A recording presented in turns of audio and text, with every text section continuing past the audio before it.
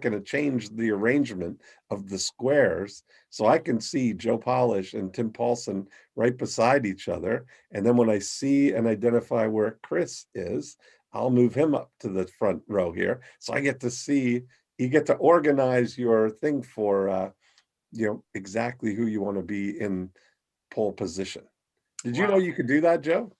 Yeah, I just did it just now because you told me that, and I just learned it, and it's It's changed your awesome. life.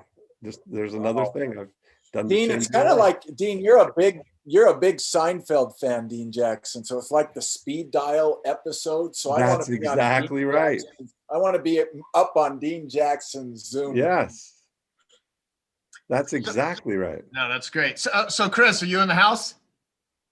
I am in the house, and I was just getting ready to just, can I duplicate the image of you, Dean? Can I make 4 Joe Polishes and just put them all up there? That's great. And I'm glad that Chris is representing Genius Network today, unlike you, Dean. Where's your Genius Network shirt? I don't have my Genius Network shirt, but I've got my, I've got this. Okay, Elf. Yeah. Easy, and fun. Hey, here's the thing. On the door to my entrance, I've got my. Yeah. There we go. That usually keeps robbers away. That's right. It's good for. I keep it on the inside so I can look at you in a French maid outfit. Yeah, we're gonna talk to Chris about how to deter like criminals and stuff. Maybe one of those little Joe Polish. I think that'd do it. I think Joe Polish in a French maid outfit would keep criminals away. That's exactly right. It's worked so far here. So, all right. So let me say this to everyone. So first off, welcome to the December I Love Marketing Meetup group. Big shout out to Charlie and Dave, wherever they are. We've been doing these meetups all this year. This is something that we never would have thought the pandemic would create an innovation, and they've been really awesome. People love them. And so we not only do the live conversations here with all of you, we will put the recorded version of this up on YouTube. And we will also put it on the I Love Marketing podcast. So if you're not currently subscribing to our YouTube channel, go do that. And also subscribe to I Love Marketing so that you do not miss any of the episodes that are coming out. This will probably be the last one. I might do something crazy and do one more thing, but I'm not sure yet if I'll be able to before I go on a 1-year sabbatical. So starting next year, I will literally be off the grid for an entire year. Dean Jackson, Tim Paulson, all kinds of amazing guests. Probably even we'll see what Chris Voss thinks. Chris is now part of faculty at Genius Network. He's part of our Genius Network 100K group, which is awesome. So I'll introduce Chris in a moment. He doesn't really need an introduction, but I'm going to do a good introduction for him anyway, in case you're one of those people that has not yet read his amazing book, Never Split the Difference. You're going to want to read it again, even if you've read it after this, because I think it's going to add a whole nother layer of understanding to his incredible work. And we're just going to have some awesome stuff lined up for next year for everybody. So let me just introduce Chris, Dean, unless you want to say something before we jump in with Chris. Can't wait. Let's go. And Tim, get him introduced and let's get going. All right. So let me just do the formal introduction to Chris, because he's got a pretty, we had to shorten this one, by the way, too. He's done so much stuff. So in 2008, Chris founded the Black Swan Group, which specializes in solving business communication problems using hostage negotiation solutions. In May 2017, he published the national bestseller, Never Split the Difference, this book here, Negotiating as If Your Life Depended on It. Chris has used his many years of experience in international crisis and high-stakes negotiations as an FBI agent to develop a unique program and team that applies these globally proven techniques to the business world. Chris and his team have helped companies secure and close better deals, save money, and solve internal communication problems between senior management and employees. Prior to 2008, Chris was the lead international kidnapping negotiator for the Federal Bureau of Investigation, FBI, as well as the FBI's hostage negotiation representative for the National Securities Council Hostage Working Group. Before becoming the FBI lead international kidnapping negotiator, Chris served as the lead crisis negotiator for the New York City division of the FBI. Chris was a member of the New York City Joint Terrorist Task Force for 14 years. He was the case agent in such cases as Terror Stop, the TW Flight 800 catastrophe and negotiated the surrender of the first hostage taker to give up in the Chase Manhattan bank robbery hostage taking. During Chris's 24-year tenure in the FBI, he was trained in the art of negotiation by not only FBI, but Scotland Yard and Harvard Law School. He's also a recipient of the Attorney General's Award for Excellence in Law Enforcement and the FBI Agents Association Award for Distinguished and Exemplary Service. Chris has taught business negotiation in the MBA program as an adjunct professor at the University of Southern California's Marshall School of Business and Georgetown's University McDonough School of Business. He's also taught business negotiations at Harvard University, guest lectured at the Kellogg School of Management and Northwestern University, the IBM Business School in Switzerland, and in the business school in Frankfurt, Germany. So there's a hell of a lot more that I can say about Chris, but I've gotten to know Chris. Showing off, that's all. Yeah, well, I've gotten to know Chris also. He's just an awesome guy, incredibly bright, incredibly helpful, very, very sharp. And we're going to not only talk about negotiation, but Chris is, I think, probably the #1 best-selling negotiation author maybe of all time. He's sold well over 1 million copies of Never Split the Difference, which is a testament to the value of this book and how much value people get out of it. So it is with great pleasure that we welcome to the our live I Love Marketing meetup, our good friend, Mr. Chris Voss. So Chris. Thanks, brother. I appreciate that. I appreciate all the kind words. It's very good to be here. It's a good group, a group I'm really happy to be with. Yeah, thank you. What didn't I say about you that people like? What are you up to and things that are some of the current stuff you're on that would be useful for people to know before we? We'll ask you some questions, and we're going to have some time. We'll leave for people here that can ask some questions also. Yeah, well, wow, we got a lot of stuff going on. I mean, you get stuff done by having a great team. I mean, we're going to kick a documentary into gear with Nick Nanton this year. Yep. We've been in discussions with CNBC about a possible TV show. We're cranking up the YouTube channel. We got another book coming out in May. I mean, I got a good team. I'm a blessed guy. I got a good team. I got good friends, and you guys, you're one of my friends that I'm blessed to know. Yeah, thank you. So, I've interviewed you, man, quite a few times. You've done full training sessions at Genius Network. You're going to be teaching Genius Network negotiations as part of next year. So I'm super happy to have you in Genius Network. So thank you for that. And I've asked you a lot of questions. Some of them I'm going to ask you again because I think it's a great reminder. And every time I've asked you some things, you always add a different twist to it because I know that you're constantly honing what it is you do, even though you are like probably the world's leading master at this stuff. So I just want to ask you, what's your definition of negotiation? Just the term negotiation, and what are the fundamentals of negotiation that every entrepreneur should learn? Well, negotiation, really, it's great collaboration. I mean, and in negotiating, you should be gathering information and influence and using them. To create a great collaboration is the key, because if it's not a collaborative outcome, you got long-term failure coming at you. Our co-author of Never Split the Difference, Tal Raz, it's his contention. First of all, Tal's a brilliant dude. Any business book that you run across that Tal's name is on, pick it up. It's going to be a good read. He's a business book writer genius. But he said that he thinks, ancestrally, and I know that's not exactly the right word, but that we're hardwired to collaborate. The only ones of our ancestors, the cavemen that survived, that, we're hardwired into from genetics, are the ones that collaborated. So we're hardwired to collaborate as human beings, and great negotiations about a great collaboration. I agree. That's really, I talk a lot about that, about the reason we refer people is because of that same thing, that we're playing the cooperation game, is this game that's gotten us to be the most successful species in the history of the universe, right? That in order for it to work, we have to be able to collaborate. Somebody goes out and does the hunting. We have to be able to trust that the people on the back at the village are going to hold down the fort. There's so much about that that I hadn't thought about it that way, but collaboration is the same kind of thing as cooperation. Yeah, you know, and I like that thought a lot, because I'm gonna draw a real fine point, a subtle point on two words: Mhm.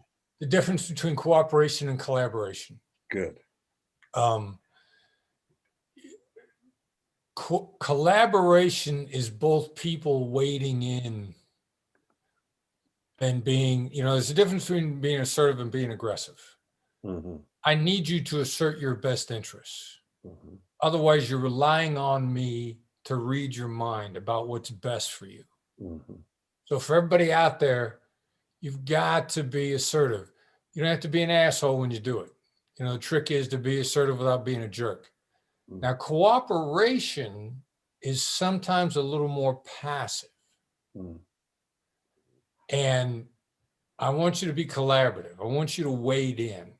I don't want you to leave it to my mind reading to know what's best for you. And sometimes if we lean too far in the direction of cooperation, we find ourselves in a resentful position. And that's not good long term. So, you know, I want all of you to step up and politely let people know what you need. Because otherwise you're relying on them to read your mind, and that decreases your percentage chances of success. This is one of my favorite things that I've observed about as I'm getting to know you is you're a wordsmith. As am I. I love the distinctions in words, and that makes a big difference. I think people have linked assertive and aggressive as the same thing, especially people who are not likely to be assertive, that they kind of miscommunicate or misinterpret it, that they need to be aggressive when really what they're trying to be is assertive. You can be assertive politely, like you just said. That's kind of uh, that's a great thing. Really good. I agree with you completely. One of the most assertive people on earth, somebody I'm a big fan of, Oprah Winfrey. Mm. You don't think of her as being aggressive. Mm-hmm. You know, I've talked about her enough that I've had people close to her detail to me some very specific conversations she had with people where she was extremely assertive. You know, if you were to boil down her message to one sentence, it would be, it's my way or the highway. Mm-hmm. But she says it in such a supportive and nurturing and loving fashion that people go, okay. Yeah, when you say it in a way that it's like, it's okay, that if that's not your way, that's fine with me, in a way, right? That's Yeah, that, you know what, that's it exactly. She Mhm. always says, if it's not your way, it's fine with me. And no Right. matter what, I will always love and support you. Yes. You know what? That's interesting, because I have met Oprah twice, briefly the second time, but the first time I spent about 15 minutes talking with her at Maryville Resort over about 20 years ago.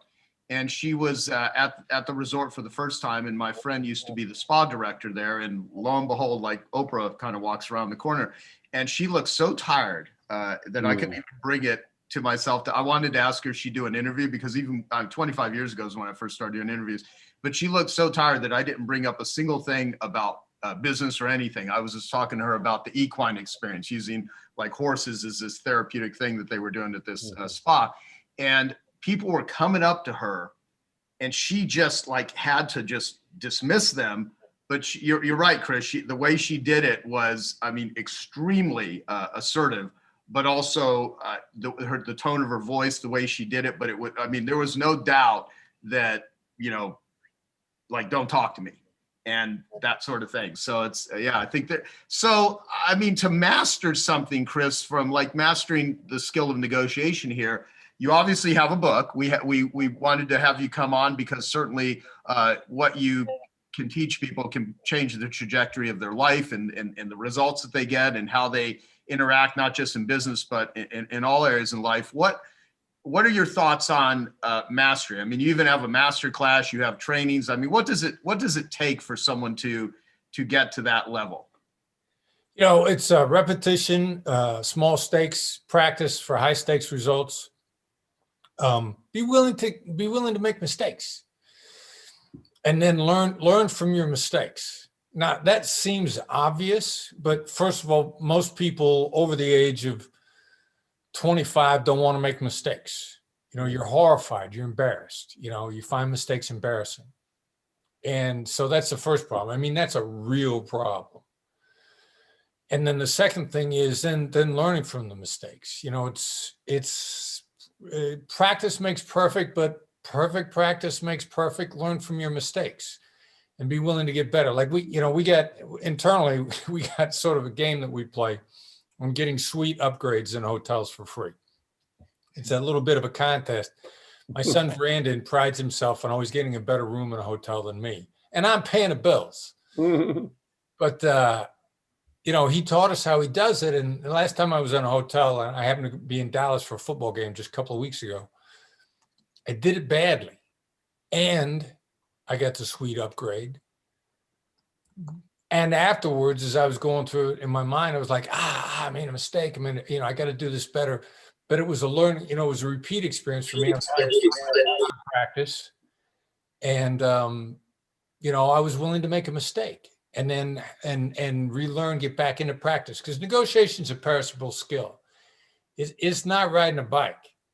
If you're bragging about a negotiation that you did a long time ago, then you're out of practice, because you should have a recent victory or not quite a victory that you could talk about and get better from. So it takes practice.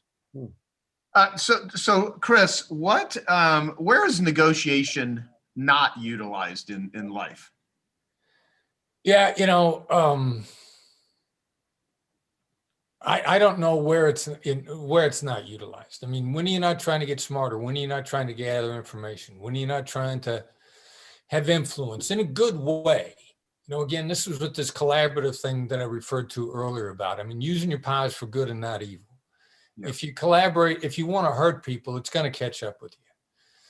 But, if I'm only information gathering, maybe, and I don't want to have influence on the outcome, maybe that's it. But yeah, negotiations involved in everything. Negotiation, one of my favorite stories is negotiation involved when you order at Starbucks. It's in everything. And the reason why it's involved at Starbucks, which most people say it's not, I had a guy tell me that a Starbucks employee told him that he gave decaf to people that were mean to him.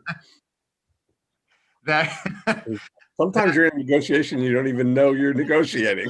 Exactly. The most dangerous negotiation is the one you don't know you're in. That's right. Yeah, exactly. You're the recipient of what happens when you're an asshole to people, right? Exactly. So going back to collaboration, so let's frame it this way. So you've been in some pretty serious life or death situations. I mean, the top international FBI hostage negotiator was one of your roles that you've done in your pretty expansive life. How does someone who's threatening to blow someone's head off, wanting money or whatever, that they're looking for freedom from their crimes, how do you view that as a collaboration? Yeah, well, it sounds like a cliche, but what are their actions or their threats in a larger view? What are they designed to get? And whether or not you're a terrorist or you're a CEO or you're a paper boy, it doesn't matter. I mean, we're all kind of after a few of the same things. We want a better tomorrow. We want to live. We want to flourish. We want to prosper. No matter what, there's a higher purpose. A bank robber says they need to crawl in 60 seconds or she dies, which is one of our favorite exercises. A guy wants to live.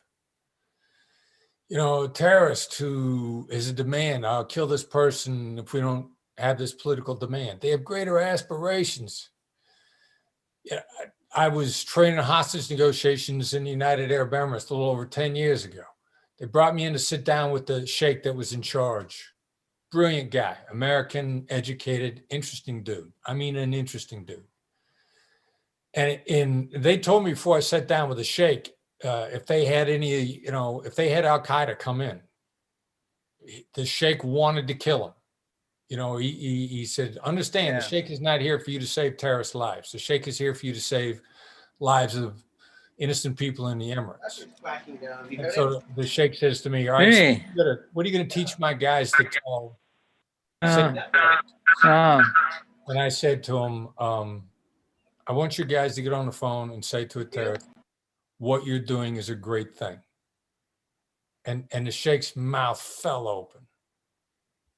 And I said, and when they do, they're going to have them the same way I've got you right now. You can't wait to hear what I'm going to say next, because there's a larger purpose to the action. So, you know, a business person, if somebody's demanding a price reduction, they're under pressure. You don't talk about the price reduction. Say, sounds like you're under a lot of pressure here. Sounds like you're really up against it. Sounds like you're backed into a corner. Get out of reacting to what they said and think about, in a bigger picture, what are they really after? And it's pretty much always the same thing, because all human beings are hardwired the same. Yeah. So what's the most stressful negotiation you've ever been in, and how'd you deal with it? Talking to my sister earlier today. No, you know, the ones we all struggle with, the closer somebody is to us, the harder it is for us. Because it just becomes harder and harder to get out of our own way. Any time that, if I can step back at all, then I can get myself under control. And usually the way I step back is, you know, I'll vary my tone of voice. There's a couple different ways to step back to get yourself out of a reactive, judgmental mode. Get yourself out of you know, an angry mode. You know, they say, give a speech when you're angry, it'll be the greatest speech you ever regret. Yeah. You know, when your buttons are getting punched, you're actually dumber, and you're also simultaneously more self-righteous. So it's not emotions that are bad, it's negative emotions. And anytime you can take a step back in any way, take a deep breath. I mean, you know, we're seeing all this stuff from traditional thought that now is being backed up with scientific data. Taking a deep breath is a way to step back. You know, that book Breathe is out there. I was thinking actually earlier today, you know, because I got a little heated up in conversation with my sister. But then I happened, you know, it was time for me to, I took cold shower. I take cold showers for health reasons. I instantly, my mental state changed. Cool off, literally, physically. You know, so I've varied quite a bit from your original question. What was the most stressful negotiation you were in? Anytime that I don't have a sounding board, if I'm in it by myself and I don't have somebody on my side as a sounding board, then I'm not in as good a position. I've had some kidnappings that were ugly. You're not going to bat 1,000. You're just not. Anybody wants to give you a negotiation strategy that says works every time, they're lying to you. I told somebody in a conversation recently, hostage negotiators had a 93% success rate, which is an enviable success rate for any sales or business person, 93% success. But that meant we shot the bad guy 7% of the time. So engage in skills that increase your batting averages, and don't expect yourself to be perfect. Okay, got it. So what is your a process for like fleshing out a situation and then determining the best approach to take? Because you have to size things up, and sometimes you have to size them up relatively quickly. So how do you speak to that? Yeah, all right. So the first thing is, Colin Powell said a long time ago, never let your ego get so attached to the position that if the position collapses, your ego goes with it. What does that have to do with what you just asked me? What it has to do with what you just asked me is, when you size things up initially, understand that you're going to get in more data and your assessment of the situation is going to change. So yes, initially, I'm going to size the other side up for collaboration.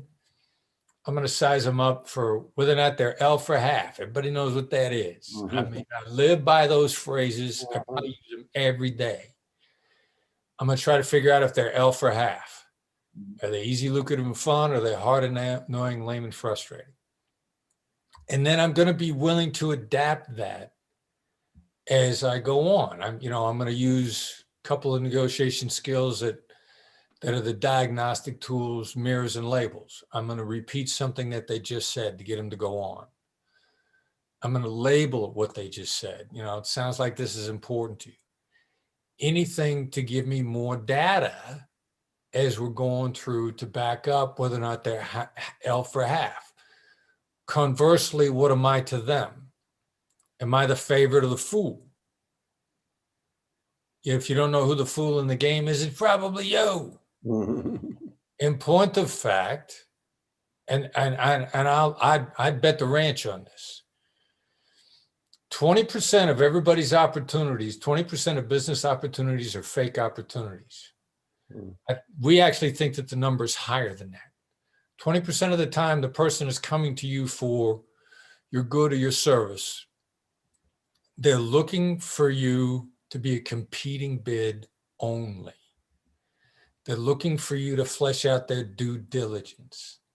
They're looking for you to be the rabbit to drive the price down on the other side. 20% of the time. Why do I think the number is 20 and it's actually much higher? There's a book out there called The Challenger Sale. They ran a survey. They asked business people, how often do you actually lie to a vendor?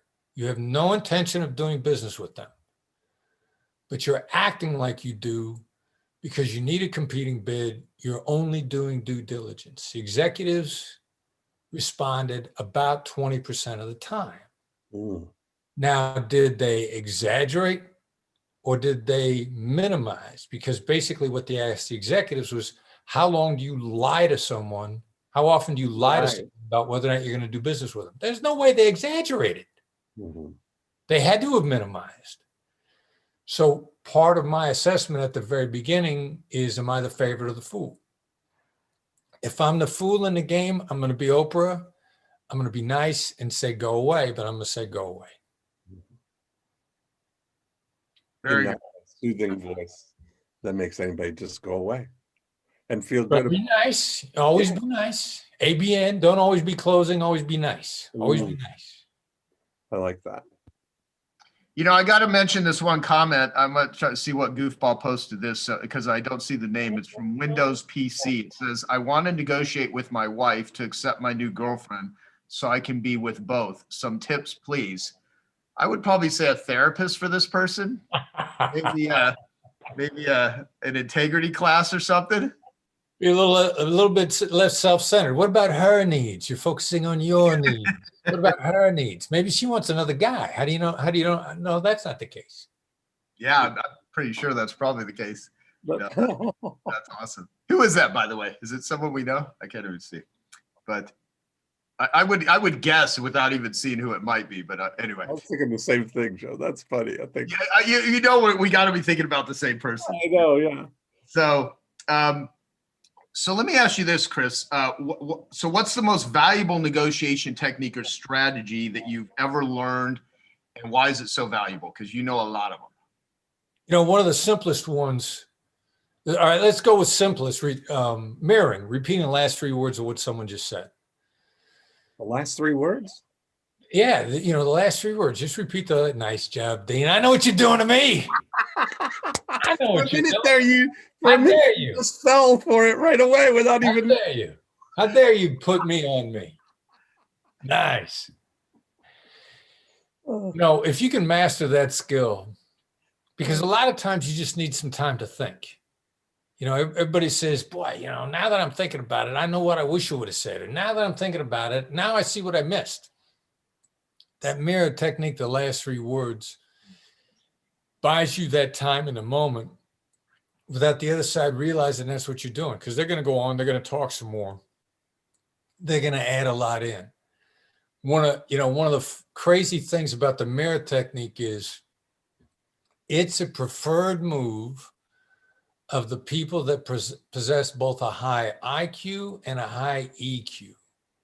Now, I cannot explain why that is the case. I can speculate on it. I think if they are high in both areas, they love the simplicity of it and the lack of effort, and the data loving people. So they love how little they have to do to get a bunch of information out of the other side. But that's probably the single most valuable thing that you could learn, simply. Very good. Very good. Well, so we've talked about this one before, but it's always so important because you've helped so many people just with this one. So why is the word no more important than yes? And if you could give an example. Wow. Yeah. Okay. So the key to negotiation, it's not about you. You know, we hear this all the time, but here, you hear no, and you go like, oh my God. Oh my God, I hate no. I hate being told no. I think we get that conditioned. Every child on earth, regardless of their language, what's the first word they learn? No. Because they get told no, and they get pointed at them. And no, don't do that. No. So we get it beat into or hardwired into us. So when we hear it, something horrible has just happened. But the flip side, the person who's saying it feels protected and safe. And they calm down and they relax. They feel like they just protected themselves. The other thing too is you can say no when you're tired and then immediately contribute to the conversation and think things through really quickly. So it's completely different. If it's about them, people love to say no. They feel, and they're gonna say a bunch more afterwards. Mm-hmm. You know, I got a couple no stories that I love, but I'll tell one of my favorites, Robert Herjavec. We're negotiating with Robert Herjavec's crew over how many tickets they're going to buy for one of our training events. I've already offered him one. His response for free. His response to the one for free was, how many can we buy? Not how many more free ones can we get? I'm a huge Robert Herjavec fan based on my interaction with him. I find him to be a generous, decent human being. So we're going back and forth, and the event is getting ready to sell out. And my son, Brandon, who runs my company, he calls me on the phone late in the day. I'm in LA. He says, you get Herjavec to commit to how many tickets they're going to buy now, or they're going to be sold out by the time the sun rises in New York tomorrow, because my son's on East Coast time. We're getting ready to sell the event out. And Brandon says, and if he doesn't buy any, I'm selling a ticket that we're supposed to be giving him for free. So I'm like, all right, I got to cut this deal. Now it's 5 o'clock in LA. When was the last time you tried to get a hard decision out of somebody at 5 o'clock? At 5:03, and also an email. At 5:03, I sent a 2-line email to Robert Herjavec. Is it a ridiculous idea for you to commit to buying 3 tickets now? Second line, are you against paying for them before the business day starts in New York tomorrow? Again, we're 3 hours behind New York. The time stamp on his email response is 5:04, 1 minute later. Mm-hmm. No, we'll commit to the 3 tickets right now. No, it's not a problem. We'll pay for them right away. Send me a link. We'll pay for them right now within the hour. I sent him the link. We got the money at 5:23. Mm. Get people to say no. You'd be shocked at the responses you get. Mm-hmm. It's fantastic. So there's some questions that people have, but what I'm going to ask everyone, save your questions. When we open it up for Q&A, I might ask you to repost them because it's sometimes hard for me to track everything and be present here too. So, so Chris, how might an entrepreneur use these strategies and techniques that you teach to better understand and serve their clients? Well, yeah, I mean, first of all, in simply understanding them better will help you serve them. You know, all right, so let's say you're the favorite. And let's say that they're elf, they're not half. They want you to dial into them.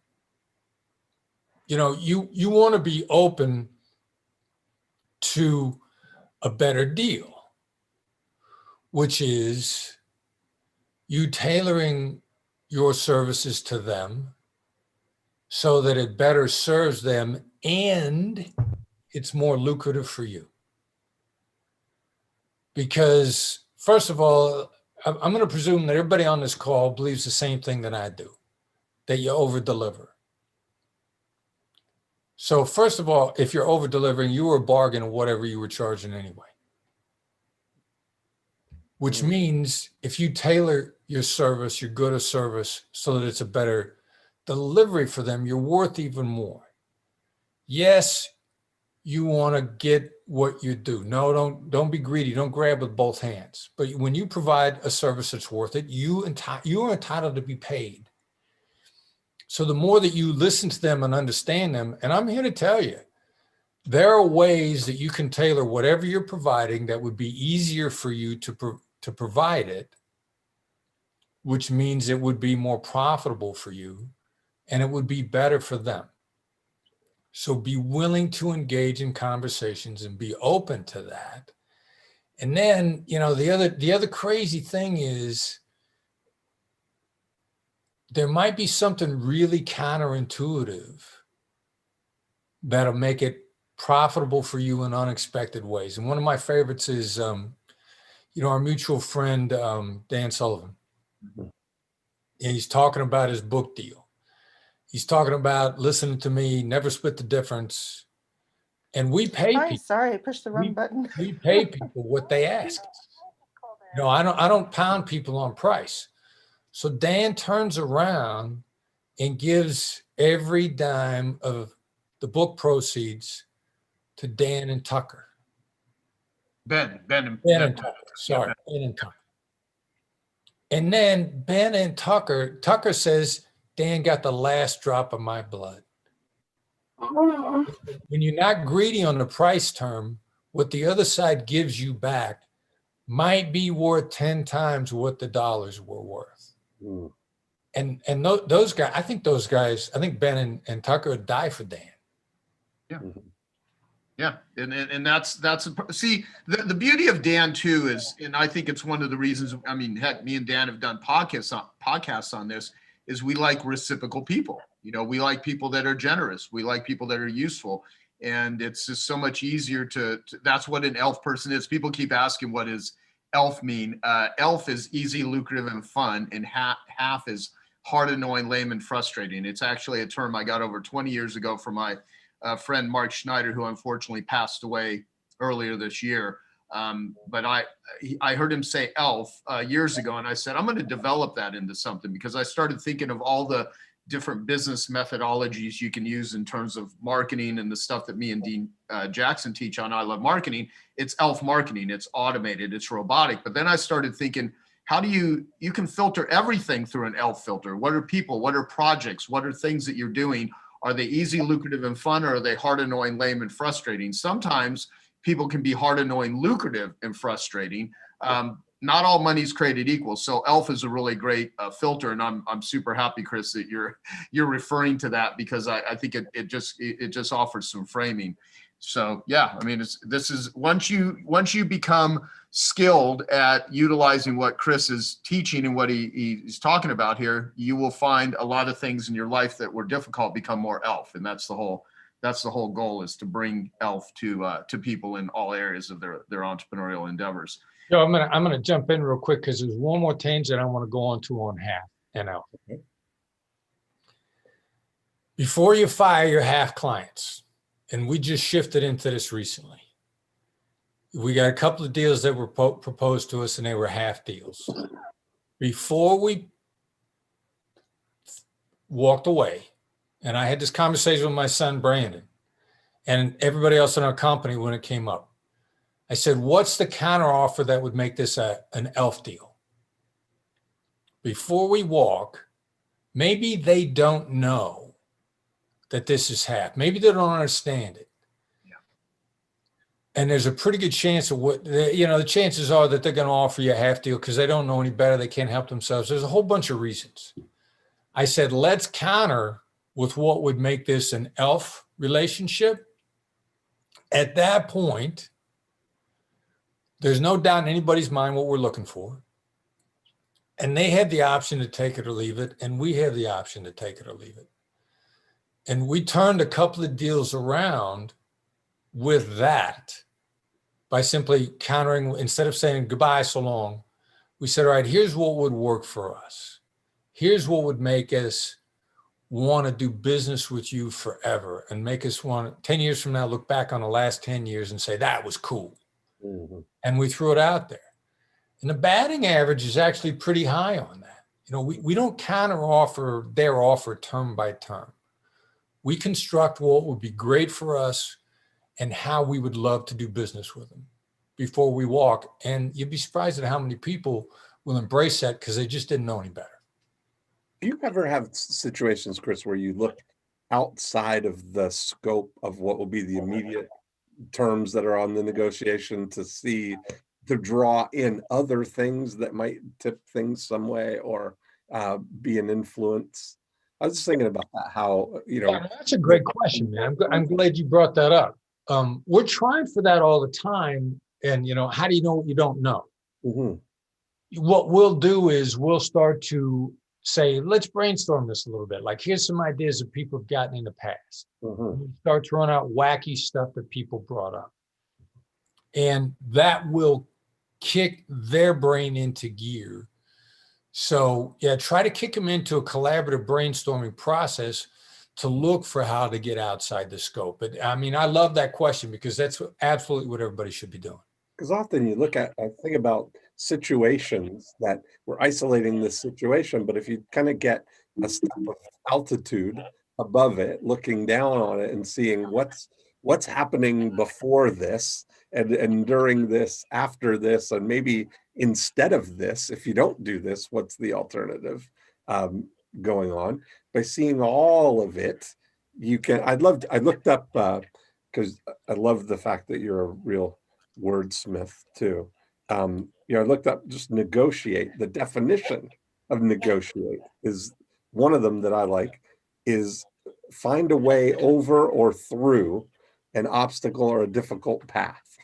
Like that is in brackets, an obstacle or a difficult path, but find a way over or through. That's really what you're saying. It's not your way or my way or win something. It's together. I'm a big fan of your masterclass, by the way, too, on masterclass. If you guys haven't seen that, that's definitely worth watching. But one of the things that you talked about on that was something around that about looking at the bigger picture of everything, I think.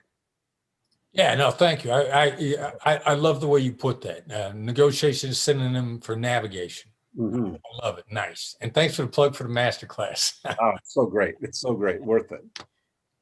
Yeah, and by the way, Chris, I want you, during this, we're going to definitely tell people where to go to get more Chris Voss. I mean, I think everyone that is qualified that runs at least $1 million plus company and has massive integrity and is a giver should look at joining Genius Network, because Chris is now part of the faculty at Genius Network, which is awesome. So it's a good way to get, some personal. I'm super excited about that. Interactive masterclass. Yeah. Exactly. Yeah, there you go, right? Yeah, it's an honor, man. You know how much I think of you and everybody associated with you, Joe. Thank you, Chris. Yeah, thank you. I really appreciate that. Well, let me ask you this one first. What do you do when a situation with a person, or say many people in any area, goes from bad to worse? Yeah, well, probably depending upon how you approach it. I mean, if it's bad to worse, they're half and we're getting out.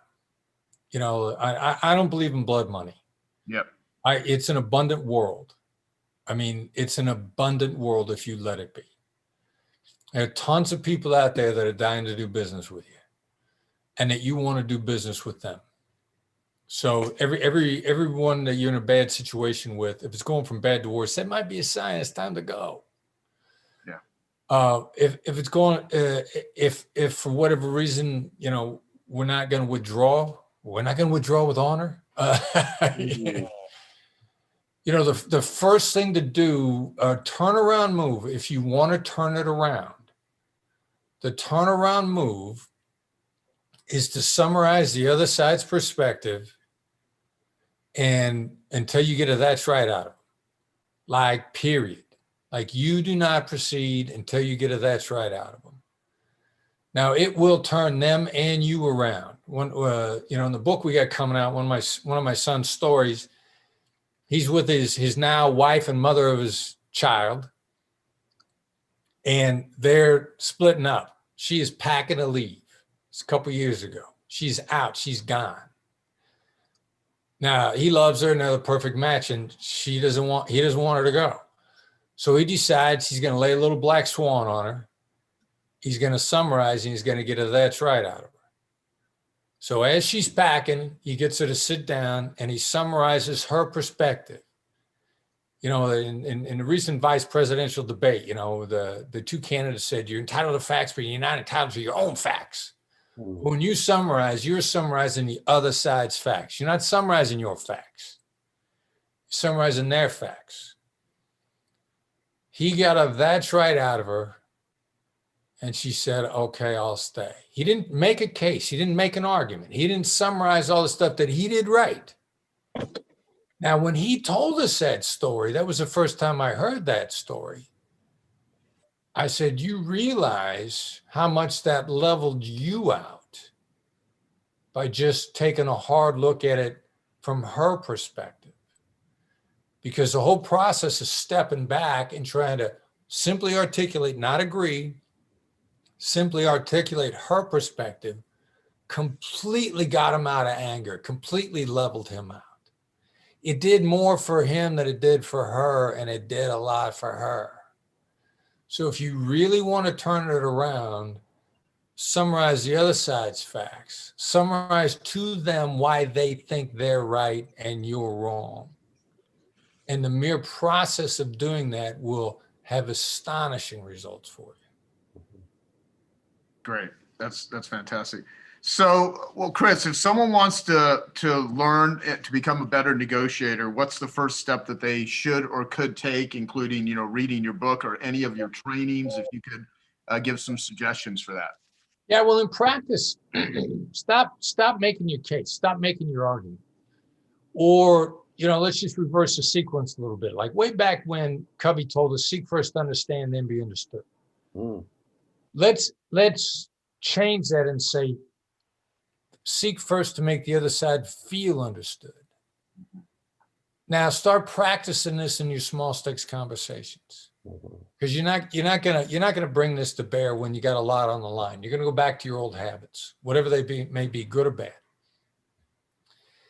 With the Starbucks person, with the Lyft driver, with the person, the checkout person at the grocery store. Take a shot at them on giving them a real brief, take a look at their face and see how they feel in a moment and try to give them an idea that you understand what they're going through. Just start experimenting with this stuff in small stakes conversations. You will get results, and that will encourage you to drop it into your more important conversations. So how to get better right now? Just start, mirror the clerk. I talked earlier about mirroring. Just repeat the last 3 words of what they said. If you can look at them and say, hey, it looks like a tough day. Long day, looks like you're tired. Anything. Throw something out there to get a few words out of them and just start practicing on the small stakes stuff.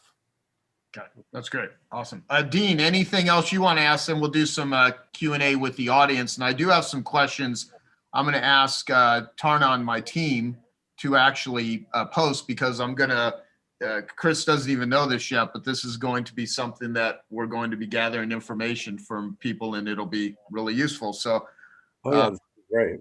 I might do that first, but do you have anything else you want to add before we?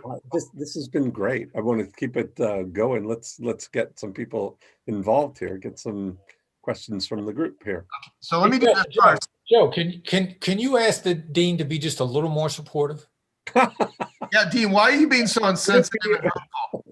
And I mean, you'd think that Chris has already taught you the DJ FM voice, and you're coming across as very hostile right now. Very AM radio, very AM talk radio. Yeah, he's the sweetest guy on the planet. It's crazy. Yeah, he is. He really is.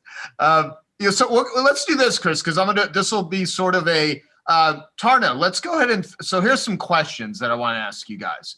And I think we have a slide for it. And I want you to post them below. Post them in the chat. Let's take a couple of minutes to do this and just write number one for each one, what your answer is. Number one, what is your number one business blocker? Number two, what is your number one business progress killer? Number three, what's the number one ingredient your business is missing? And number four, what's your business blind spot? And we're doing this for a reason. So go ahead and write the answer to this. Hey, if it's a blind spot, how are you supposed to know it's there? Exactly. That's true. Yeah. So which one of these quizzes would you most likely click on here? So can we change the words? We might be. Well, let's do this first. If you've got suggestions, I'm all for it. Yeah. Go ahead, Dean. No, it's funny. What is your number one business blocker? What is your number one business progress killer? And Dean, I want you to actually, I would love to speak to number two. Okay, great.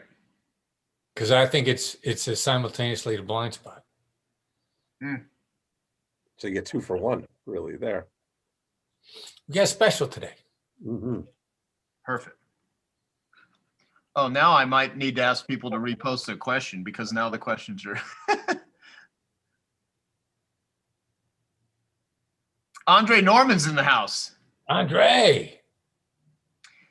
Oh, another thing too, Chris, let me ask you this before we do this. Okay, because there's I have some friends that are on.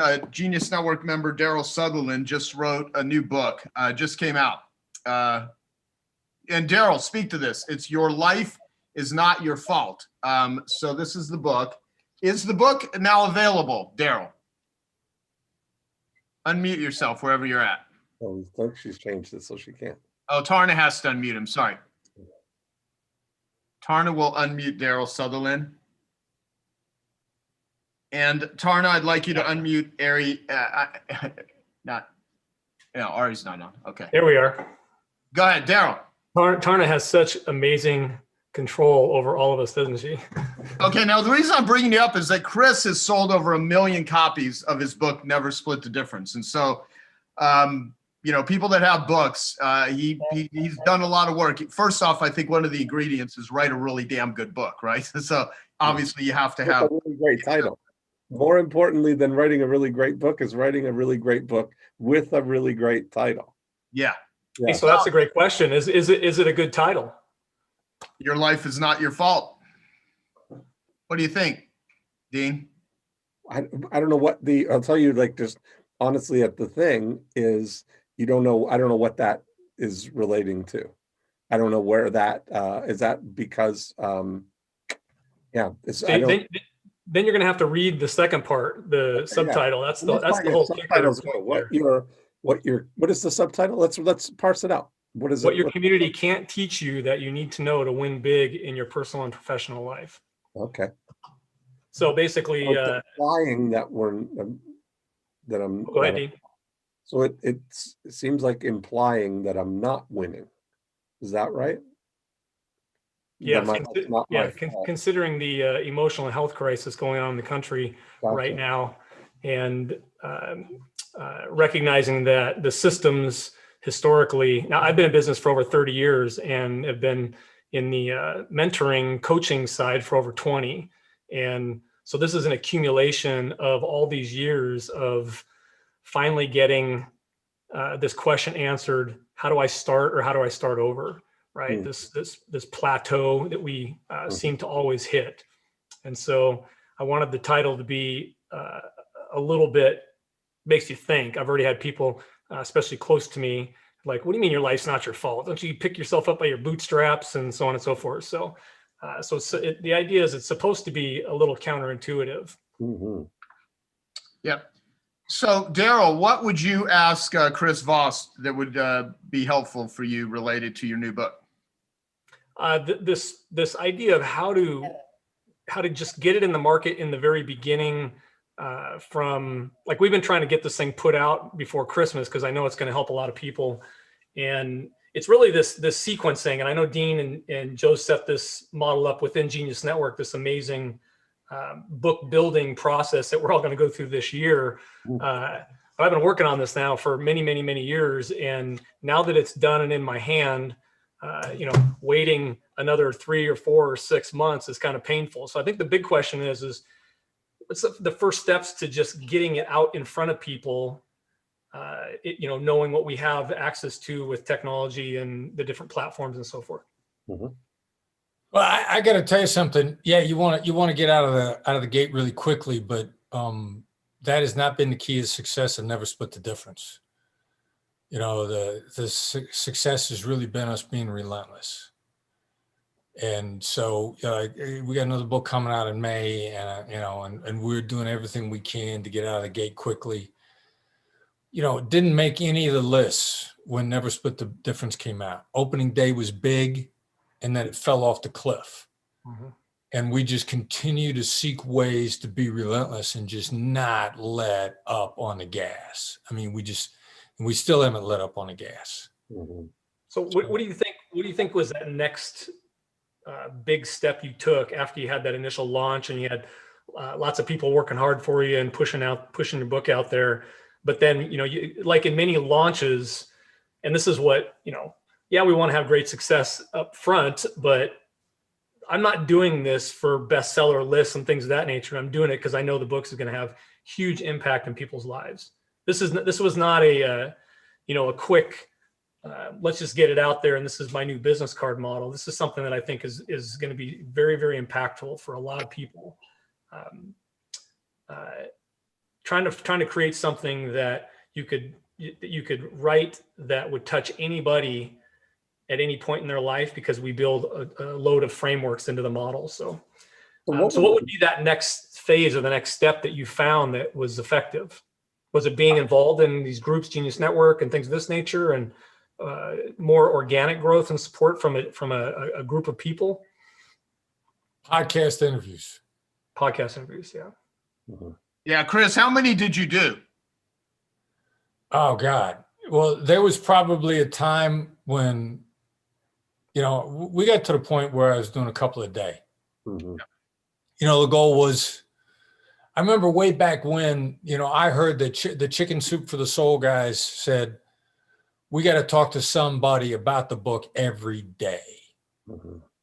And so we took that attitude. I didn't feel like that I'd had a good day if we hadn't talked to multiple people. And then we got to the point where then at certain levels, a lot of the podcasters are monkey see, monkey do guys. And Mm-hmm. until they see somebody at their level, see you interviewed by somebody at their level, they're not going to bring you on. Yeah. And then there was some that I wished we would have gotten that we never got. And I'm like, all right.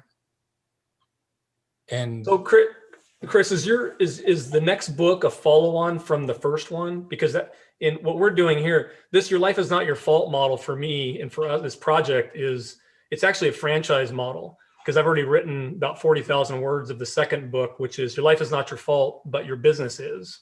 Mm-hmm. And so we're building a series of these, this project, if you will.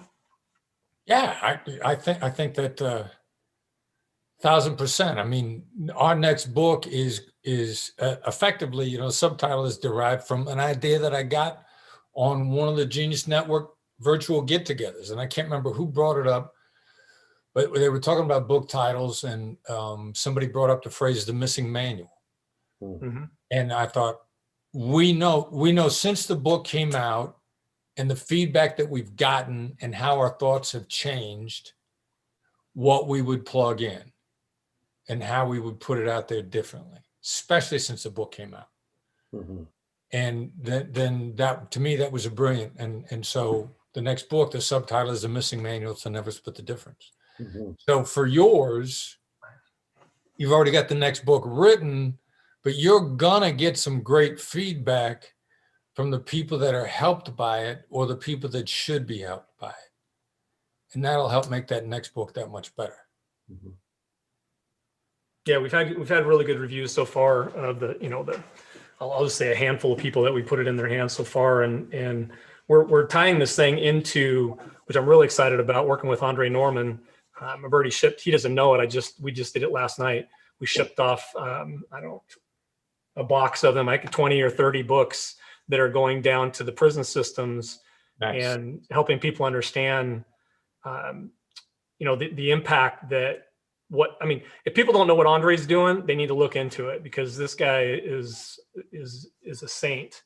And I hope he can jump on here and say a few words, but we're gonna work something with him, and I don't know exactly how it's gonna all come together, but we're gonna, if somebody buys a book, we'll give a book, but we're gonna help him build his course and system for inside that prison model, so we can get these guys, especially in the current times today. They're gonna come back into society, and the recidivism rate is extremely high, right? Refender rate, and what he's doing is in this program is it's incredible what he's been able to do. So we're really excited to figure out how we can help him, and like I said, I just think we're gonna help a lot of people with this thing. So that's cool. Andre is one of those guys that if he calls me on the phone, asks me to do something, I'm like, you got it, I'm in. Yeah, he's amazing. And if everybody hasn't bought, they need to go get Andre's Ambassador of Hope book as well. Yep. He's just an amazing dude, amazing story. And when back here on my shelf, I know I got it back here someplace. Yeah, when Joe introduced him, I don't know a couple of years ago, I was at one of the first meetings. He was there, and that was one of the things that completely sealed me in Genius Network, was what Joe did bringing Andre in. But then when Andre started talking about what he was doing, it's kind of over the top. I mean, it was like, what the hell group, what are we doing here? What is this thing? What is this Genius Network thing? Right. And so it was one of those real significant moments in time when you have people out there doing amazing work that nobody knows about. So that's why it's important to me. Thank you. And Daryl's the one that actually printed out this 3D printed this domino. Oh, that's great. I love using the analogy, the first domino, because the first domino is a huge thing. Andre's been a first domino for many people. Chris here today is going to be a first domino for people hearing and being exposed to Chris, or even if you already were, how it's going to change your trajectory. So what I'd like to do, Daryl, because for people that I'll call out, I'm okay with them plugging their stuff. People that we don't just, I've scolded people in the past for just pitching shit into the chat, but go ahead and put a link for people to get your book. I also, Andre, are you even there? Can you talk? I know I think if you can, Tarna may need to unmute you, but if you want to say anything, Andre, feel free. And we've got some great interviews with Andre that we started doing when the pandemic started, because Andre spent 14 years in maximum security prison, 2 years in solitary confinement. And I remember him talking about, I'm in the dark, there's no iPad, there's nothing. I mean, you're literally there by yourself. And so we've done some sessions, even Stedman Graham, who's Oprah's partner, Andre and him work together a lot. They do a lot of stuff in prisons. And so I have a great interview online, which you can watch on YouTube, with Stedman and Andre and our Genius Network members. So that's really great. Well, I got my shirt on, Joe, just for the record. Hey there. My man D. Big Chris is in the building. Shout out to everybody in Genius, and I love marketing. And I appreciate you. I've been here the whole way. I'm saying this, got my notepad out. I'm saying I'm gonna make my book make sense, Dean. And I'm never gonna take less than I'm supposed to, Chris. Perfect. And Joe, we're gonna heal the world. Absolutely. Yeah, no, we are. So, and so you can check out geniusrecovery.org for people that are struggling with addiction. We just put out free resources. It's an educational platform to help people that struggle with addiction. And so Andre's getting all kinds of books and resources and things in prisons and schools. And so, yeah, and it's just in the starting phases. I mean, we're doing the best we can with all this. Well, here's another person, a new friend of mine, Amy Chan, who wrote a book called Breakup Boot Camp. And this book literally just came out. Amy, can you, Tarna, unmute Amy? I want to ask her about this. And I have a funny question for Chris and Amy as it relates to this. So for one, I saw my buddy Neil Strauss posted something on Instagram from Amy. And I'm like, well, you know, Neil's an amazing writer. We've had him on I Love Marketing a couple of times. Both Dean and I have known Neil for over a decade. Mm-hmm. And Neil's like one of the world's greatest writers. And so when he's like plugging somebody's book, I'm like, this is probably, so I've only read like the first chapter. That's as far as I've gotten into it, but it's really great. And I'd asked Chris in a previous interview, you know, when you're negotiating, how do you ask someone out on a date? And I'd like to get Chris's take on how do you actually break up with somebody? And I'd love to have Amy just give a real quick plug for her book, because I actually would like to interview Amy on her book before I go on my sabbatical, and we'll put it out there. But Amy, you want to speak real quick to your book? And I'd love to hear Chris's take on you know, asking someone out and breaking up with somebody. Yeah, I mean, Breakup Boot Camp, The Science of Rewiring Your Heart. We take a scientific and spiritual approach to healing the heart. And people think that it's about the breakup. It's never just about the ex, it's recycled pain. And so we deal with a lot of the subconscious beliefs and patterns that is causing the same emotional experience to repeat over and over, just with different partners. So whether you're single, couple, dating, or divorced, this book is helpful because it's not about the other person. It's about your relationship with self and understanding those subconscious patterns so that you could shift out of them. And let me speak to this too, because you actually talk about it, the parts that I've read so far about what it actually does to the grief that one experiences, similar to withdrawals from an addiction. And you even quote my dear friend, Dr. Ramani Durvasula, who's the narcissist expert who I've interviewed a couple of times. She's amazing. And so the book is incredibly valuable, and I think it's really talking right now. And I'd love to get your take on when someone has to initiate a breakup, how you know, you hear the word, you know, conscious uncoupling and stuff, but some people can break up with someone and leave a lot of unnecessary devastation in the wake. And I'd like to hear, you know, your take on that, Amy, and I'd also like to hear what Chris would say to that. Yeah, I mean, I think that when breakups happen, whether you're the one doing it or you're the one receiving it, you're still going to go through your stages of separation and grief. And, you know, of course, this might sound super simple, but getting to a state of compassion before you have that conversation is super important, because what I see often is ghosting or, you know, a text message breakup after dating someone for years.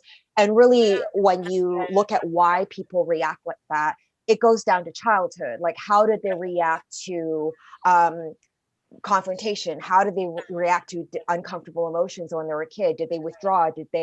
Were they scolded for having those emotions? So sometimes they bring those patterns in with them and they break up in a way that doesn't have compassion. And so, unfortunately, as much as you want to be friends with the person that you're having a breakup with, you need time for those neural pathways to prune away, because when you're with someone, you have neural pathways that have been wired together. So I say 60 days of no contact. That means no scrolling their Instagram feed, no looking at text messages, no calling them up and, you know, getting angry, because you're still getting that emotional charge. You're still getting that hit. And that keeps you hooked and attached. And even if you think that you're doing the kind thing by being their friend, it's actually the more selfish thing to do. Yeah, that's very. So Amy, if you could put a link for people to get your book, I would. Okay. I imagine just with what's going on in the pandemic that there's a lot of people right now that could probably benefit from her book. And I think it'd be kind of cool to connect you and Chris together. I'd love to hear I'd love to hear a longer conversation with Chris and Amy just talking about a relationship, because this is all negotiation. You know, that's at least the way I look at it. Chris, what would you say to any negotiation methods for getting in and out of relationships? Well, I really like what she said in so many ways, particularly about the post-event, if you will, behavior, and what's best for both you and both of them. And, I've had relationships that didn't work out. You know, I'm a human being. The exits when I was clear and I was nice. You know, I don't want anybody to be in doubt as to why I'm out. And they're not. But that doesn't mean you got to be a jerk about it. Yeah. You know, don't try to save. When you say you're trying to save them, you're really trying to save yourself. And you know, people need, don't let it linger. You know, it's something that has to. You can't cut somebody's head off over 4, 5, 6 interactions. You know, you gotta rip the Band-Aid off. You gotta chop that, whatever it is for you. But that doesn't mean you got to be cruel about it. And you know, when I decided that my previous marriage wasn't working, I walked in. I said, you know, I want a divorce. I'd be happy to talk it through with you. I'm not going to say anything to you that you haven't heard already. She wanted to hear it. When I got done, she said, "You're right. There's nothing there that you haven't already said." And then that was it. So, you know, who you trying to spare a lot of times, and I don't know if Amy said it exactly like this, word for word, but I know the thought was there. You know, who you trying to spare? You say you're trying to spare them, but you're probably trying to spare yourself. In point of fact, you got to be direct, but you don't got to be mean about it. And then when it's done, it's done. And what's best for both of you to heal afterwards. I loved what she said. I loved it. Really good. Thank you. So Chris, if someone wanted to, what is the best line or approach for asking someone out for a man or a woman? Well, all right. So first conversation, you know, I mean, again, we're coming from a place of integrity here. I understand this is about your intentions or integrity. I mean, you know, if you walk up to a girl or you have the opportunity to say something and, you know, you're not creepy. First of all, you know, I like Neil's advice a lot. You know, you get the instinct to pull the trigger. You need to pull the trigger in the next 30 to 60 seconds. Otherwise you'll look like a stalker. So, but then, you know, say, have you given up on finding the man of your dreams? And wait and see what she says after that. Have you given up? Is this, Chris, I want to know what. I want to know one thing. Is this a book report or a field report, Chris? It's a field report. I mean, you know, we test drive everything we offer people. Yeah. Let me also say this, Dean. I really want you to get the exact words that Chris wrote down. Have you given up on finding the man of your dreams? Okay, yeah. I want you to make sure, Dean, that you get that one. So, I'm watching Amy react here. I think Amy got a kick out of that one, huh? Yeah, Amy, you want to say anything else? I mean, I've had people say lines like that to me. They didn't work out too well in their favor. Just from my point of view, here's the thing. I like. Wait a minute. Nobody ever said it to you exactly like that. You're right. Totally. That's right. People Amy, might not. I'll tell you what. Where are you going to be tonight? And I'll approach you. Where are you going to be? You going to be in Vegas? I'll meet you in Vegas, slot machines. The thing is, people aren't cognitively, especially, you know, I don't want to make generalizations, but women might not cognitively process something as romantic chemistry right away. And so sometimes if the opening line is so forward that, hey, this is super, like, this is a romantic intent, she might be like, oh, I don't see you romantically, and it's shut down. But if it comes in where there's like mutual connection, like, oh, this is a fun, yeah, we have something in common. This is fun and interesting. I'm intrigued. Then I'd be like, yeah, sure. There's no pressure. So my 2 cents. No, and by the way, look, I'm just here to have fun anyway. So, I mean, this is all great. I mean, at the end of the day, if you want to get skilled at anything, you know, go deeper with somebody's work. You know, obviously study Chris's material. Someone posted. We need some field reports now back from the Genius Network. We need some field data now. That's exactly right.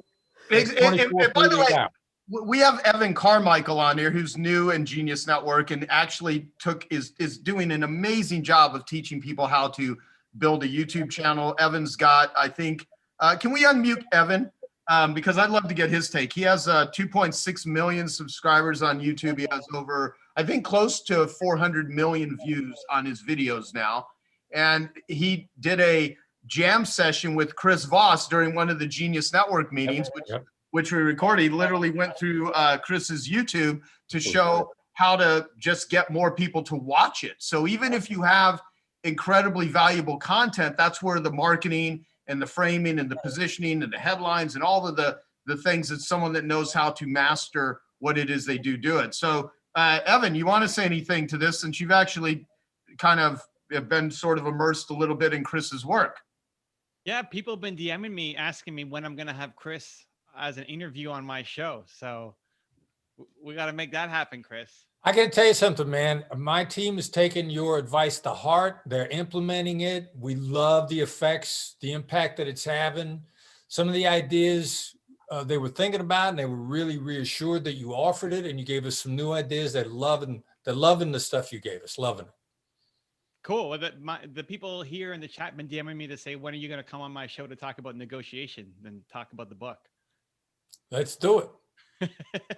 I went out and I bought a rebounder now too, but I'm not going to get up with that. Yeah, I'm on my trampoline all day. I'm not on drugs or anything, guys. I'm on my trampoline. You know what I'm gonna do? I'll send you and Chris I'll text you both. I'll send you a message. And you've got now 2.7 million subscribers. You've got 10 million more subscribers than you had, like, what, 2 or 3 weeks ago? We're growing. I don't know. I mean, we're growing. And so this is all organic too, which is kind of cool. Unless you're doing something which many of these goofball influencers do, which is they buy all of their followers. But say that again, Dean. Who would ever do that? Exactly. This thing called, exactly. No, so I'm looking at some of there's some good stuff here. So yeah, I want you guys to connect. And bottom line is, with all of this, the reason me and Dean, how many episodes have we done now, Dean? 370 something, I think. 370 I Love Marketing episodes, average length an hour to hour and a half. And there's incredible content, almost anything that you need solved. And so this is just, and some people have asked, is this going to be available? Yes, we will have this conversation with Chris put up as a podcast. It will also be on the YouTube channel, and Evan is actually helping me build the YouTube channel and all of the stuff that we're going to be doing, even while I'm on sabbatical, which is amazing. So let's take some questions from the audience. I don't even know where to start. So I got a good one that I saw here that I'd love to see. I'll kick it off here. Cody asked, and I don't know if this is true, but it said, Chris is always negotiating on the defense, but what if he was on the offense? If he was the kidnapper or trying to get the car in 60 seconds, how would you do that? That's an interesting twist.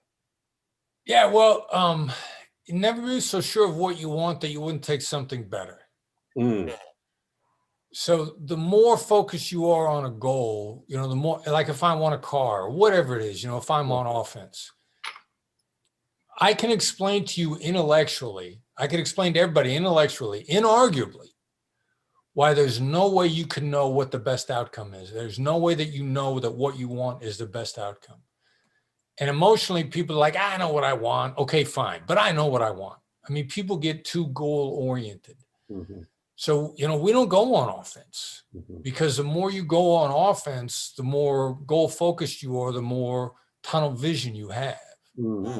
And I want to tease out a deal, number one. I know that I don't know the best deal. So I got to be careful about offense. Number two, how's the other side going to perceive me going on offense? I need a long-term relationship. I got to be real careful about short-term gain for long-term pain. So, I don't know that we go on offense. Plus, I'm much more interested. You don't got to go on offense if your focus is on your elves, your easy, lucrative, and fun people. You don't need offense then, because then the collaborations are natural. But there's the thing is, when you got it, what you were saying about Hey, Dean, hold on a minute. You're getting like weird feedback. Something happened to your mic. So we're hearing. I think it's the Russians. It might be the Russians. Is it only happening when I'm talking? Yes, because it's not happening when Chris is talking. It's only happening with you. But go ahead. We'll try to make out what you're saying. Okay. What I was saying was in negotiating the obstacle, negotiating the path through something, one of the things you said is together, you're going to negotiate that path. And that's where what you just said, there's no offense or defense. It's about you're taking this third perspective. You've got a position and someone else has a position, but together you're trying to negotiate the obstacle. Yeah. Nice. Yeah, so Dean, fix that mic thing if you're going to keep talking, because it's hard. Is that better, or is it? No. So what happened, Joe, was I muted myself and then Tana had to unmute me. So I may be relaying or something. Okay. But anyway, that's all I have to say. Thank you. Thank you. Jeff Madoff, can you unmute yourself? Jeff Madoff in the house. So Tarna has set it up where you can unmute. And if you can't. Okay, I got it. Thank you. Hey, Joe. And hi, Chris. So inspired by the conversation between you and Amy, is there a difference when you are negotiating in terms of considering the gender that you are negotiating with? And do women and men negotiate differently? And if so, what's the difference? All right, so women pick up this style of negotiation up faster than men do. We've seen that on a regular basis. More emotionally intelligent, focused negotiation. I mean, men, as a general rule, are not trained to be emotionally intelligent. I mean, from an early age, little boys are taught, don't let yourself get pushed around, fight on a playground. Little girls are taught by their moms, like eventually they're going to be stronger than you, so you need to learn influence tools sooner because you're not going to be physically more powerful. I don't know what the reason for that is. I've seen some stuff that indicates that possibly there's some wiring differences in gender, but what we do know on a regular basis is women pick this style of negotiation up faster than men do. And as soon as you start jumping into really serious collaboration, gender issues fall away. In terms of bad negotiation, that's almost another conversation entirely, aggressive, blunt force trauma negotiation. But, that ain't my problem because that's not what I teach. So do you think can you just give an idea of how many women negotiators that in the FBI were there and just the effectiveness? Well, the percentage of women hostage negotiators versus the percentage of women in the FBI, I think the percentage against men, against the number of men negotiators, just male-female ratio. Oh, well, the bad guy was always a man. No, I mean male negotiators and female negotiators. I'm just wondering because it sounds like females could diffuse conflict even quicker. Anecdotally, the most spectacular, quick defuses of intense situations that I'm aware of were with women. Now, there might be a selection bias on my part, but the most spectacular, like quick, astonishing turnarounds came from female negotiators. Thank you. Cool. Thanks, Jeff. So let me see. So Catalina, is everyone hearing the feedback from me also? Yeah, it's not just me. It's everything.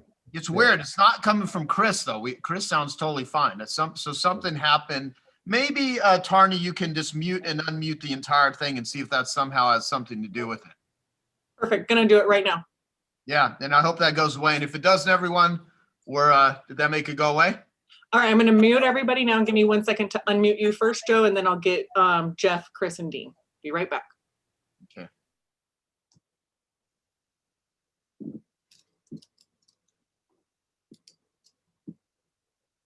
All right, Joe, you should be good. All right, okay, let's do I sound okay? Go ahead and talk again. Tell me what elf and half mean again. Easy, liberating, and fun from a personal standpoint. Business, it's easy, lucrative, and fun, and hard, annoying, lame, and frustrating, or hard, annoying, lucrative, and frustrating. You're sounding good, Dean. I'm going to request you to unmute, and let's do a mic check with you real quick. Mic check, mic check, mic check, mic check. Yeah, you sound good. Okay, Boy, you gotta love technology. All right, Amen. when it doesn't work. So Catalina, how can I negotiate the rent from 500 euros to 300 or 200 euro because the space is very small, 1.6 meters, I guess. And I'm in America here. I don't understand what this stuff means. And I want to make it double 2.5 meters. I want to open a wine and spirits experience shop in a sweets showroom. Can I have some advice, please? So basically, how to negotiate the rent, Chris? Yeah, well, like any other business deal, first of all, price is only a term. And the other side is going to be collaborative with you, depending upon where it's taking them and depending upon what threats they see in the current environment. So if your approach with your landlord from the beginning is how can I be the best long-term tenant you ever had? Now that changes the game a little bit. So how's your approach? If you just start out with, I want more for less, here's how you come off. Selfish. Mm-hmm. It's not about you. How do you come off to them? I mean, how do you really come off to them? How do you build their future with a different deal? Because if you're just looking to cut my throat, why should I give you a deal? But if you're looking to make my life better, if you're looking to be more elf for me, easy, lucrative, and fun, now that's a different conversation that you can engage your landlord in. Mm-hmm. Great. Thank you. All right. So this one question, Raymond, when looking for small wins with humans, how are you listening by watching people to see where they are at and have an observational proper response with mirror or anything useful to get them suggestively open? All right, I'm going to ask that question again because I thought of something else I wanted to say on the rent. Okay, no worries. Yeah, and I was trying to let me read it, see if this makes sense to you. But let me answer this question and then go with it. Oh, I'm sorry. Go ahead. I constantly text. Where I live now, I'm renting, and every time I am reminded of something in the house that I like, I text my landlord and tell him how much I love the house. I got this gorgeous backyard. If I get up in the morning and I'm drinking a cup of coffee, I will shoot, because I'm fun. I will shoot my landlord a message saying like, man, I love this backyard. I am so grateful and so happy to be here. I genuinely am. But I also know at some point in time, I'm going to have to ask him to do stuff for me. I found out recently that my rent is way under market. Way under market. I got a pool in my backyard, and with health clubs being closed, the market prices on pools in the backyard are through the roof because people can't get to pools otherwise. My landlord is not making any moves whatsoever. I just came up on, I've been here a year, no increase. Mm-hmm. But I'm constantly demonstrating my legitimate appreciation for where I live because I legitimately appreciate it. And I like making them feel good about me as a tenant. And I know I want every break that I could get. I don't want them punishing me or fed up with me. Good point. Good point. It goes a long way to just be nice to people. It really does. Making people feel good. People like doing business with people they like. Yeah. So this question is, when looking for small wins with humans, how are you listening by watching people to see where they are at and have an observational proper response with mirroring or anything useful to get them suggestively open? All right, it's easy to know where they're at. I mean, that ain't hard. Everybody knows that. Your gut instinct tells you where they're at. The issue is what do you do with it? In most cases, you just feed back what you're seeing. We call this a cold read, or if they look unhappy with what you just said, say, you look unhappy with what I just said. Show them that you see them and help make them more self-aware. You do. I mean, you do. What you want to do is get them to change. And your most likely gut instinct, if they are visibly unhappy with what you just said, you're going to want to say, look, I don't want you to be unhappy with this. You know, the denial to the observation is a 2 millimeter shift that gives quantum changes in your results. Go from denial to observation. You'll be shocked at the impact that it has on people. Okay, I just lost my spot to it because more things got posted. I just lost the question. So, and by the way, everyone, there's no way I'm going to be able to ask all the questions of Chris that we have, so I'll do the best we can here with just a couple more. Gregorio, I hope I'm pronouncing that right. What's your version or tactics to closing or asking for the business? What tactics do you employ to assert your position? How do you deal with apathy from prospects who you must engage with? If you need me to break those out, I can do that. Well, let's go with the closing one first. All right. So we don't go for yes ever.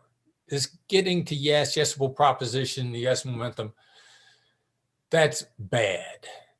How did I close Herzvik? With no oriented questions. I closed them after 5 o'clock in the afternoon. It's hard to close anybody after 1 o'clock in the afternoon for legitimate reason, decision fatigue. Yes is a trap. You're trying to trick me into something. What are the unintended consequences? What are the hooks that I don't see with yes? If we get to the point where we got to close or we have to issue some sort of call to action, it's always with a no-oriented question. Do you disagree? Is this a ridiculous idea? Are you against? Those are the three, and I think I used two of those in the email with Herzvik. Are you against? Do you disagree? Is this a bad idea? Is this ridiculous? Is this offensive? That's that. If I got to close on a dime, it's going to be with a no-oriented question. Always use no to close. Great. And the other question was, what tactics do you employ to assert your position? I guess you already, that pretty much, I think you covered that. And how do you, I mean, I think you answered the question appropriately enough. So let's see if there's, how do you transform, how can I be the best long-term tenant to the request for the rate reduction?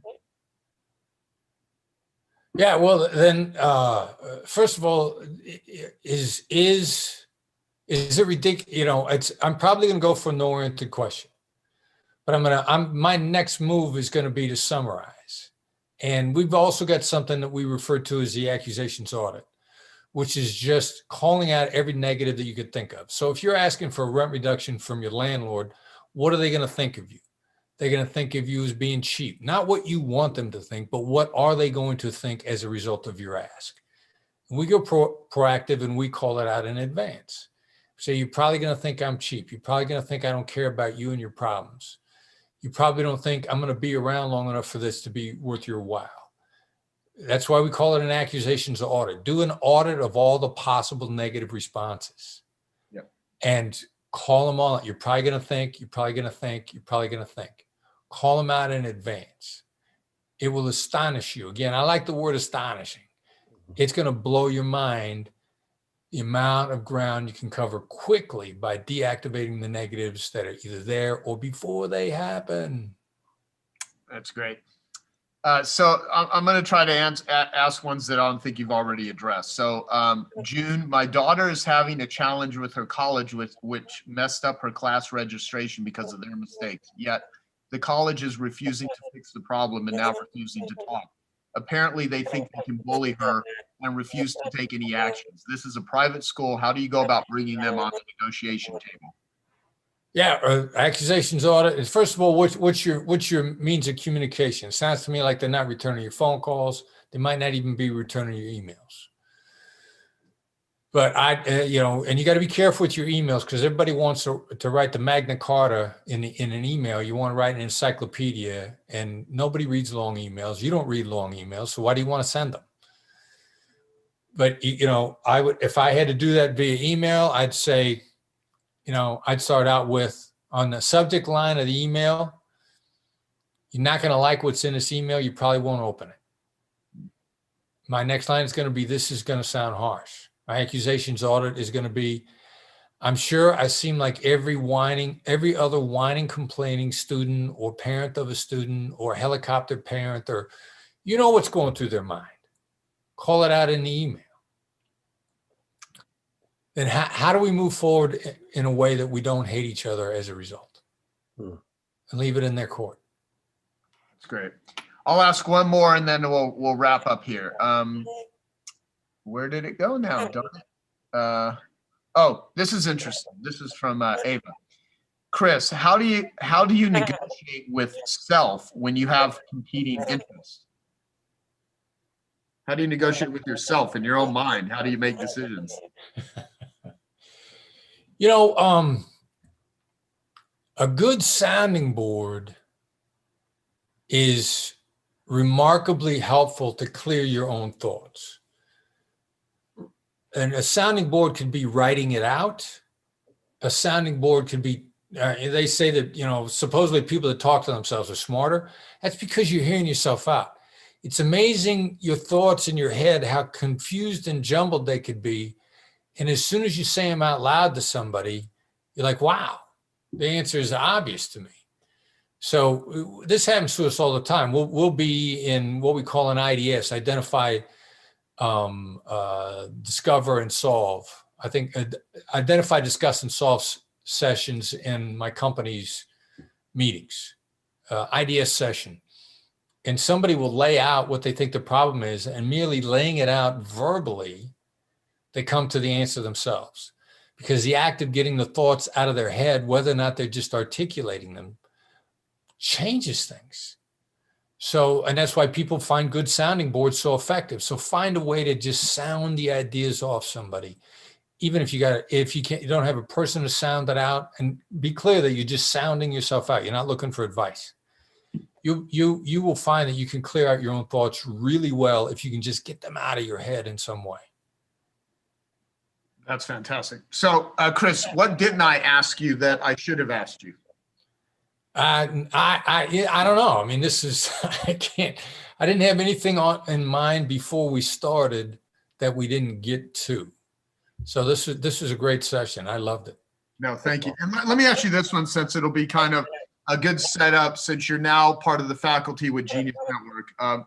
What if anything, has been the most valuable to you personally and or professionally by being part of Genius Network? Wow. That's a tough call because, you know, the domino effect from the relationships has been insane.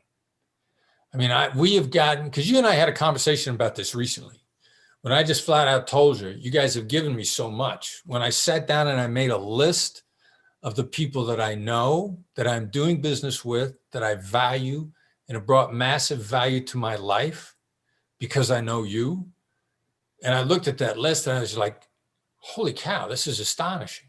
You know, there's a lot of what sounds like lip service paid to the value of the connections through Genius Network. And it is not. But it just flows so well that you almost forget how much value has been there. Those are just the relationships. The ideas we got from Evan Carmichael, massively valuable. The ideas, you know, for the subtitle of the book, The Missing Manual. I mean, the marketing ideas. I got one of the guys you had on that did the perfect intro. We've been using that intro over and over and over since. I mean, there hasn't been a single session that hasn't been enormously valuable. I could go on for days on the value I've gotten from Genius Network. So it's a lot. Thank you. And I'm so happy to have you part of the faculty. It just adds so much more this value to an incredible group of incredible people. So thank you. Chris, where do they get more of you? Where do they follow you? How do they, anything else that that you'd like to talk about that you haven't, that other than the movie and things that you're working on? And where do people follow you? Where do they go? Now, the gateway to everything that the Black Swan Group has to offer is really through our complimentary newsletter. You send a text message to the number 33777, and I'll throw it in the chat to help. I can get to the bottom of the chat. Put my glasses on so I can see what I'm doing. Send chat to everyone. All right, that's the number that you send it to. And this is the message you send. Black Swan method. Not case sensitive, spaces between the words. If you send it to that number, send it to the number 33777, Black Swan method, 3 words. You get a text box response asking for your email address. The email is concise, which means it's not going to wear you out reading it. It's actionable. And it's a gateway to everything. It's a gateway to the website. It's a gateway to training we're putting on. It's a gateway to the free products. I mean, the newsletter is the best way to stay in touch and keep up with us. Awesome. Well, what I'd like to do is ask everyone that's got a copy of Chris's book, Never Split the Difference, to put yourself on gallery mode, grab the book, hold it up, take your video off if you could, and let's do if you can do a video or screenshot. And then I'd love for you guys to do a shout out on social media that you listen to the I Love Marketing episode with Chris Voss, plug his book. That would be absolutely wonderful. And then post it. And so here we go. So Chris, on behalf of myself, Dean Jackson, everyone at Genius Network and I Love Marketing, thank you for being an amazing guest on the I Love Marketing group. And those of you that want to watch this episode, it's on YouTube and it'll also be on I Love Marketing. So make sure you subscribe wherever you listen to podcasts. Chris Voss, author of Never Split the Difference, which is amazing. So thank you, Chris. Thanks, Joe. An absolute pleasure, as always. Awesome. Thanks, so, Ben. Dean, you want to say anything else before we wrap? This was so great. I'm just so, you think about how fast time flies, but this was so amazing. So I've come really new to see things. I love it. Awesome. Thanks, And everyone that there were some questions about next year. Dean's going to continue to be doing I Love Marketing. Tim Poulsen is going to be doing a lot of so Tim is going to be very involved. There's going to continue to be content. We're going to have some great guests, and it'll probably be better without me. And my sabbatical starts on January 1st. And people are asking me, what do you have planned? I'm going to spend the first week of the year meditating for 6 hours a day for 7 days straight in order to get myself in the right mindset in order to do something like this that I've never done before. I've got an incredible team. Many of them are here today. From Eunice and Gina and Tarna and Denise and Giselle and I don't know, Chelsea and Rakeem and Tim, he mentioned it was a few days ago, it was 20 years me and Tim have been working together. I've had to innovate so many things to bring the people. So make sure that you're on our email list. We're going to have some meetings that will come up that you'll be invited onto, and it's going to be good. And then once I get it set up, it's not set up yet.